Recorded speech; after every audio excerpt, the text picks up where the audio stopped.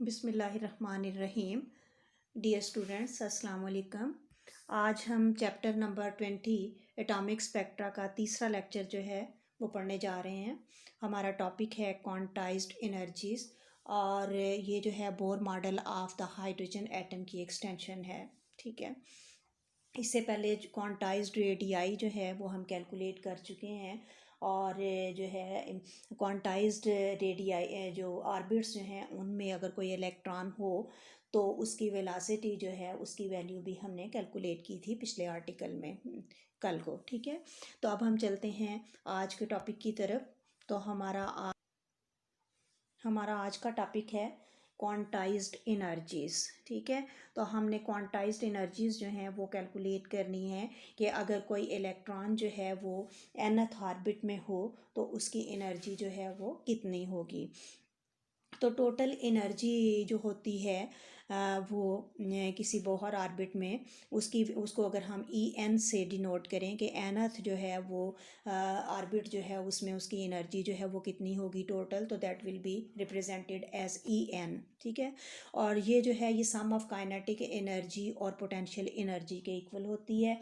Potential kinetic energy तो आपको पता है कि E से डिनोट करते हैं, इसी तरह पोटेंशियल एनर्जी जो है उसको U से डिनोट करते हैं, PE से भी डिनोट कर सकते हैं। ठीक है, अब काइनेटिक एनर्जी जो है वो होती है हाफ mv²।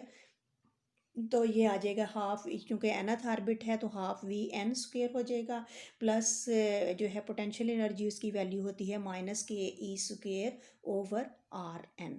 ठीक हो गया, तो ये हमारी हो गई टोटल एनर्जी किसकी, nth ऑर्बिट में जो होगी। हाँ जी, तो अब टोटल एनर्जी तो हमने कर ली। अब उसके बाद जो है उसका फार्मूला जो है वो हमने लिख लिया है। अब इसमें डिफरेंट सब्स्टिट्यूशंस करेंगे और nth ऑर्बिट जो है उसकी जो है एनर्जी, टोटल एनर्जी जो है वो कैलकुलेट करेंगे हम। ठीक है, तो देखते हैं कि किस तरह से होता है। ये देखें कि आपको पता है कि पोटेंशियल एनर्जी की वैल्यू जो है वो होती है -ke²/RN के इक्वल, और काइनेटिक एनर्जी की वैल्यू होती है हाफ mv² के। और टोटल एनर्जी मैंने अभी आपको बताया कि kinetic energy plus potential energy के इक्वल होती है। तो हम इस इक्वेशन में पोटेंशियल और काइनेटिक एनर्जीज की वैल्यूज़ जो हैं वो सब्स्टिट्यूट कर लेते हैं। तो En किसके इक्वल आएगा, काइनेटिक एनर्जी की value half mvn² plus potential energy कितनी है -ke²/RN। तो ये हमारे पास आ गई total energy of the electron in nth orbit. ठीक हो गया। अब कूलम्ब फोर्स जो है वो प्रोवाइड करती है centripetal force, that is Fc=Fe। तो हम इनको इक्वेट कर लेते हैं। Fc=Fe, Fc की वैल्यू लगाएं mvn²/RN और Fe की वैल्यू है ke²/RN²। यहाँ से क्या आएगा, RN एक दोनों साइड से एक एक जो है वो कैंसिल आउट हो जाएगा। हमारी इक्वेशन बन जाएगी mvn² = ke²/RN हो जाएगी। हमें क्या चाहिए, हमने काइनेटिक एनर्जी जो है उसकी वैल्यू जो है वो चाहिए। तो अगर इसके साथ हम दोनों तरफ इक्वेशन के हाफ के साथ मल्टीप्लाई कर लें तो लेफ़्ट साइड जो है वो बन जाएगी हाफ mvn²। ठीक है, और लेफ़्ट साइड बन जाएगी हमारी ke²/2RN। तो ये चीज़ क्या आ गई, it is kinetic energy of electron in nth orbit.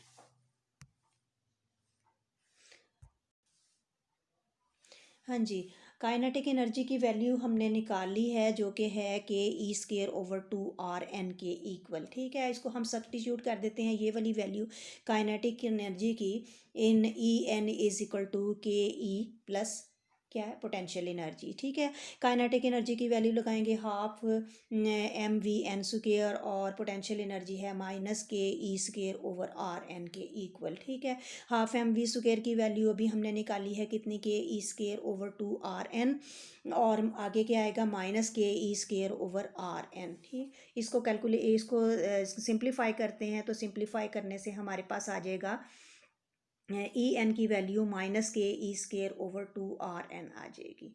ठीक है, अब इसमें हम क्या करेंगे, इसमें RN की वैल्यू जो है वो सब्स्टिट्यूट कर लेंगे। तो हमने क्वांटाइज्ड रेडियाई जो हैं उनकी वैल्यू फाइंड आउट की थी। RN की वैल्यू जो है वो हमने पिछले आर्टिकल में की थी, तो वो आर एन की वैल्यू जो है हम इसके अंदर सब्सटीट्यूट कर देंगे। जब हम इसमें सब्सटीट्यूट करेंगे तो ई एन की वैल्यू आ जाएगी minus K E square by 2 multiplied by 4 pi square K M E square over N square H square. ठीक है, इस सारे में से हम -1/n² जो है इसको कॉमन अगर निकाल लें तो इनसाइड क्या आएगा, 2 pi square H square M E 4 over H square जो है ये हमारे पास आ जाएगा। तो ई एन की वैल्यू जो है, अब हम जो इन ब्रैकेट्स है उसको अगर हम ई नाट के इक्वल पुट कर लें तो हमारी इक्वेशन रिड्यूस हो जाएगी। E N is equal to -1/n² into E naught, या हम इसको लिख सकते हैं -E0/n² के इक्वल। ठीक हो गया। तो ये है nth ऑर्बिट जो है उसमें इलेक्ट्रॉन की जो टोटल एनर्जी होगी उसकी वैल्यू ये आ गई है।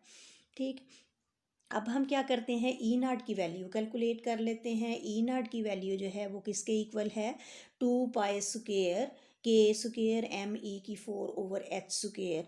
तो इसमें कांस्टेंट्स की वैल्यूज़ जो है वो पुट करें और इसको कैलकुलेट करें, तो कैलकुलेशन के बाद हमारे पास वैल्यू आती है 13.6 इलेक्ट्रॉन वोल्ट जो है वो ई नाट की वैल्यू आती है। ठीक है, तो ई एन हमारा किसके इक्वल आया था, -E0/n²।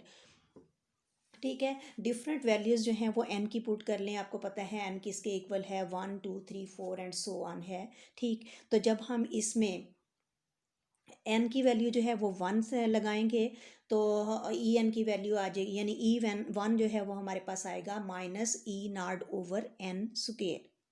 एन स्क्वेयर क्या है, 1 का स्क्वेयर, 1 का स्क्वेयर जो है वो 1 ही आ जाएगा।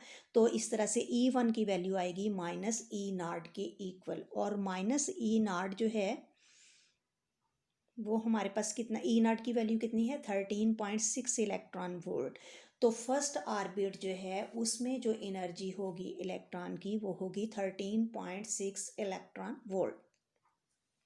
सेकेंड ऑर्बिट के लिए हम n की वैल्यू जो है वो 2 पुट करेंगे, तो E2 जो है वो हमारे पास आएगा कितना, -E0/2 का स्क्वेयर, 2 का स्क्वेयर 4 होता है, तो ये हमारे पास आ जाएगा -E0/4। इसी तरह जो थर्ड ऑर्बिट जो है उसके लिए आ जाएगा -E0/9, और फोर्थ के लिए -E0/16 जो है ये वैल्यूज़ आ जाएंगी टोटल एनर्जी की इन दीज ऑर्बिट्स। ठीक है, तो ये सारी जो हैं ये क्वांटाइज्ड एनर्जीज हैं। ठीक है, यानी पहले ऑर्बिट में जो है वो कितनी एनर्जी होती है, वो होती है 13.6 इलेक्ट्रॉन वोल्ट एनर्जी होती है। और जो दूसरे वाला ऑर्बिट जो है उसमें हम क्या करेंगे कि इसको किससे करेंगे, 13.6 को 4 से डिवाइड करेंगे तो हमारे पास सेकंड वाले की जो है वो एनर्जी आ जाएगी। इसी तरह थर्ड फोर्थ और फिफ्थ जिस भी आपने ऑर्बिट जो है उसकी एनर्जी फाइंड आउट करनी हो, फार्मूला लगा के आप कैलकुलेट कर सकते हैं। ठीक हो गया, तो ये आ गई हमारे पास क्वांटाइज्ड एनर्जीज जो कि हमने कैलकुलेट कर ली हैं। तो experimentally measured value of the binding energy of the electron in the hydrogen atom is in perfect agreement with the value predicted by Bohr's theory। ठीक है, जो बोर ने प्रिडिक्ट की थी ना, वही जो है वो बाइंडिंग एनर्जी जो है वो एक्सपेरिमेंटली भी जो है मेजर्ड वैल्यू भी वही आती है। बाइंडिंग एनर्जी क्या होती है, वो एनर्जी जिसके साथ जो है यानी वो एनर्जी जिसके साथ जो है कोई भी इलेक्ट्रॉन जो है वो न्यूक्लियस के साथ बाउंड होता है, और उतनी एनर्जी अगर हम सप्लाई करेंगे तो इलेक्ट्रॉन जो है वो जो है न्यूक्लियस जो है उसके फील्ड में से बाहर निकल सकता है। ठीक है, ये बाइंडिंग एनर्जी होती है। अब हम नेक्स्ट जो है चलते हैं अब हम कुछ डेफिनेशंस जो हैं वो कर लेते हैं रिलेटेड टू दिस आर्टिकल। तो आयोनाइजेशन एनर्जी जो है उसको डिफाइन करते हैं, energy required to completely remove an electron from atom is called ionization energy। ठीक हो गया। तो इन आयोनाइजेशन एनर्जी क्या हुई, it is energy required to completely remove an electron from atom is called ionization energy. यानी आप उसके ऑर्बिट में से उसको बिल्कुल ही जो है वो निकाल के इन्फिनिटी तक रेज कर दें तो हम कहेंगे that much energy is known as what, ionization energy. इसके अलावा हम कह सकते हैं कि energy needed to shift electron from first orbit to infinite orbit is equal to ionization energy. और ionization energy of hydrogen atom जो है वो 13.6 इलेक्ट्रॉन वोल्ट के इक्वल होती है। इस the minimum potential through which this external electron should be accelerated so that it can supply the ionization energy is called ionization potential। ठीक है, तो जिस मिनिमम पोटेंशियल तक आप जो है क्या कर सकते हैं, through which this external electron should be accelerated so that it can supply the ionization energy, उसको हम कहते हैं ionization potential. Yes, the next is ground state. अब ग्राउंड स्टेट क्या होती है, energy the lowest available energy state corresponding to n is equal to 1 is called ground state और normal state. ठीक है, यानी जो कि लोएस्ट अवेलेबल एनर्जी स्टेट होती है उसको हम कहते हैं ग्राउंड स्टेट। ठीक है, और हाइड्रोजन के लिए जो है n इज इक्वल टू 1 जो है वो ग्राउंड स्टेट है। हाँ जी, अगली डेफिनेशन है एक्साइटेड स्टेट की। अब एक्साइटेड स्टेट जो है वो क्या होती है, energy states corresponding to n is equal to 2, 3, 4, 6 are called excited states. ठीक है, पीछे आपको बताया था कि जो है ग्राउंड स्टेट क्या होती है जिसमें n इज इक्वल टू 1 होता है। तो n इज इक्वल टू 1 से जो हायर स्टेट्स होंगी 2, 3, 4, 5, 6 एट्सेट्रा जो हैं उनको हम कहते हैं एक्साइटेड स्टेट्स। ठीक हो गया, और जो है normal excited state has life time 10⁻⁻8 seconds जो है ना वो होता है life time normal excited state का। नेक्स्ट है मेटास्टेबल स्टेट। अब मेटास्टेबल स्टेट क्या होती है, the excited energy state having life time 10⁻³ seconds or more is called metastable state. ठीक है, यानी 10⁻³ सेकेंड या इससे ज़्यादा अगर जो है वो लाइफ टाइम हो किसी एक्साइटेड स्टेट का तो उसको हम कहते हैं मेटास्टेबल स्टेट। नेक्स्ट है एक्साइटेशन एनर्जी। तो energy needed to shift an electron from ground state to any excited state is called excitation energy. यानी किसी भी हायर स्टेट पे अगर आप ग्राउंड स्टेट से शिफ्ट करना चाहें इलेक्ट्रॉन को तो जितनी एनर्जी नीडेड होती है that much energy is known as excitation energy.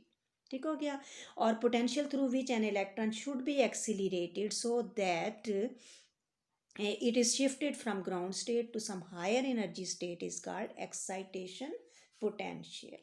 तो ये दोनों में डिफरेंस है, एक्साइटेशन एनर्जी और एक्साइटेशन